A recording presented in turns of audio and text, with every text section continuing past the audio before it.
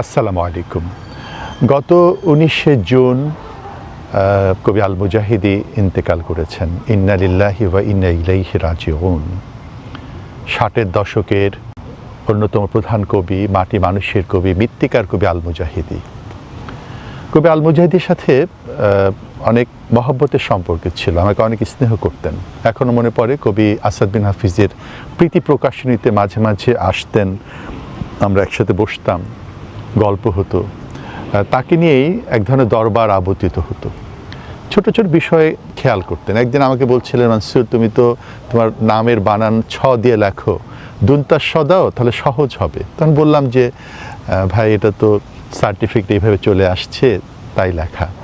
এরকম ছোট বড় বিষয়গুলো তিনি অনেক মিশে যেতেন সবার সাথে। কবি আল মুজাহিদির সাথে আমি জাতীয় কবি কাজী নজরুল ইসলামের তুলনা করব। এই জন্য তুলনা করব যে কবিরা তো লেখেন, জাতিকে স্বপ্ন দেখান, কিন্তু সবাই যে একদম সংগ্রামী জীবন বেছে নিতে পারেন সেরকম না। জাতীয় কবি জীবনটা সংগ্রামী জীবন ছিল।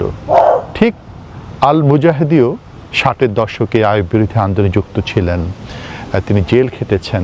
71 সালে মুক্তিযুদ্ধে যুক্ত হয়েছেন, যেমন কবি আল মাহমুদ যুক্ত হয়েছেন। এবং অনেক বড় মাপের কবি ছিলেন। তিনি 21শে পদক পেয়েছেন।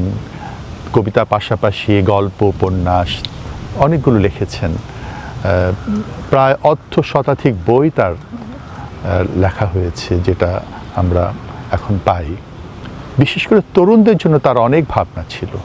কবি ফররুখ আহমেদের জন্মশতবার্ষিকী অনুষ্ঠানে তিনি অনেক সুন্দর অসাধারণ কথা বলেছেন, আবেগময় কথা বলেছেন তরুণদের জন্য। আমি জানি না এটাই আমার জীবনের শেষ অংশের শেষ বক্তৃতা কিনা আমার জানা নেই। আমি তরুণদেরকে আহ্বান করব ইতিহাস সচেতন হওয়ার জন্যে। ইতিহাসের বাইরে থেকে পিতৃপুরুষের পরিচয় এবং সত্তাকে জানা যায় না। এরকম একটি গুণী মানুষ, বড় মাপের মানুষ, জীবন ছাড় নিয়ে এসে শেষ সময়ে এসে অনেকটা অবহেলার শিকার হলেন। তার চিকিৎসার জন্য রাষ্ট্রীয় কোনো সুযোগ সুবিধা পাননি।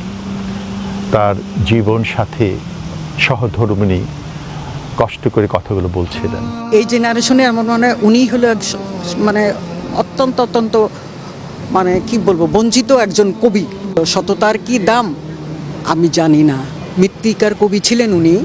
সেই মৃত্তিকার উপরেই আপনারা চেয়ার বসে আছেন, কিন্তু আপনারা জানবেন না এই যে মাটিটাকে রক্ষা করার জন্য উনি তার কলম কত দূর গেছে, সেটা তো আপনাদেরই বলার কথা, প্রকাশ করার কথা, জানার কথা।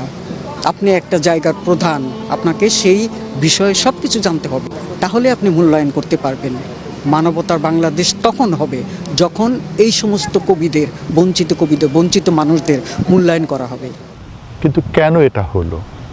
কবি আল মুজাহিদি তিনি সততার উপর দাঁড়িয়েছিলেন। তিনি নীতি নৈতিকতা বিসর্জন দেননি।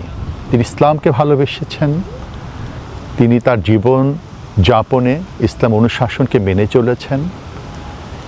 তিনি দুনিয়ার প্রাপ্তির জন্য কখনো কারোর সাথে আপোষ করেননি, যার জন্য এই অবহেলা একটা অংশ করেছে সমাজের। কিন্তু সমাজে বড় একটি অংশ তো তাকে ভালোবাসে। খ্যাতিমান হয়ে ওঠার ব্যাপারটা বা খ্যাতি অর্জন করার এই বিষয়টা মাথায় ওইভাবে কাজ করেনি। সব প্রশংসা তো আল্লাহ তাআলার জন্য। আমার শুধু আল্লাহকে প্রশংসা করে এইটুকুই যে আমি পরতপক্ষে বিপদগামী হইনি, এবং সামনের দিনগুলোতেও যাতে আমি বিপদগামী না হই, বিপদগামীতে যেন আমাকে স্পর্শ না করে, এইটাই আল্লাহর কাছে আমার সবচেয়ে বড় আকাঙ্ক্ষা এবং মহাপ্রার্থনা। আমি খুবই খুশি হয়েছি যে বিরোধী দলীয় নেতা ডক্টর শফিকুর রহমান, জামাতের আমির, তিনি হাসপাতালে কবিকে দেখতে গিয়েছিলেন। তার সেক্রেটারি জেনারেল সাবেক এমপি মিয়া গোলাম পরওয়ার, তিনিও হাসপাতালে কবিকে দেখতে যান। এবং কবি ইন্তেকালের পরে তার প্রথম জানাজার নামাজ পড়িয়েছেন ডক্টর শফিকুর রহমান। আমি কবি সাহিত্যিক শিল্পীদের পক্ষ থেকে তার প্রতি অনেক কৃতজ্ঞতা জানাচ্ছি, যিনি একজন বড় মাপের কবিকে, এই জাতির সম্পদকে সম্মানিত করেছেন, স্মরণ করেছেন। কবি আল মুজাহিদি তার লেখনীর মাধ্যমে, তিনি যে কথাগুলো বলে গেছেন তার মাধ্যমে আগামী প্রজন্মকে আলোকিত করবে, তাকে যুগ যুগ ধরে দেশে মানুষ স্মরণ করবে। মহান রাব্বুল আলামিন তার ভুল ত্রুটি ক্ষমা করে দিন, তাকে জান্নাতে উচ্চ মাকাম দান করুন, এই কামনা করছি।